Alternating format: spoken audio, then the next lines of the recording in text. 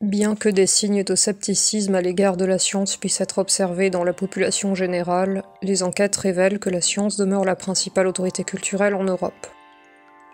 Les individus continuent de placer leur confiance envers les chercheurs et les institutions scientifiques, les considérant comme des figures d'autorité prépondérantes dans notre société. En outre, la célèbre expérience de Milgram, des années 1960, démontrant que la majorité des personnes étaient prêtes à infliger des chocs électriques mortels sur ordre d'un scientifique, a suscité un vif intérêt pour la compréhension des mécanismes sous-jacents à cette soumission à l'autorité. La théorie de l'état agentique a été proposée pour expliquer ce phénomène. Selon cette hypothèse, lorsque quelqu'un accepte de se soumettre entièrement à une autorité supérieure, il entre dans un état mental où il ne se sent plus responsable de ses actions. Ainsi, l'individu serait temporairement capable de mettre de côté ses propres critères moraux face à la figure d'autorité.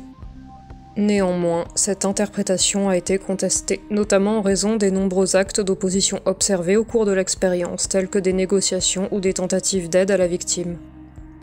De plus, il a été constaté que l'obéissance des participants ne s'intensifiait pas proportionnellement à la force des ordres, mais au contraire leur résistance à obéir augmentait.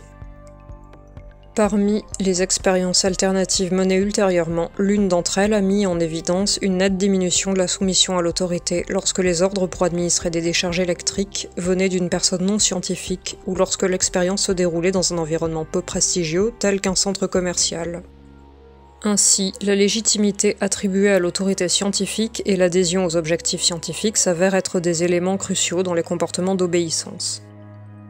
Contrairement à l'idée de simples exécutants mécaniques, les volontaires se révèlent être de véritables acteurs engagés prêts à mettre de côté leurs propres principes moraux dans le but de servir la cause scientifique.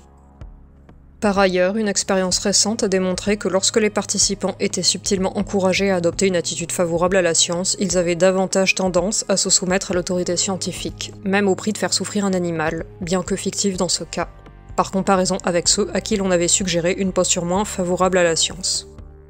En somme, il apparaît que l'obéissance à l'autorité est étroitement liée à la perception et à l'importance accordée à la science dans nos vies. Bonne journée et à bientôt pour de nouveaux contenus.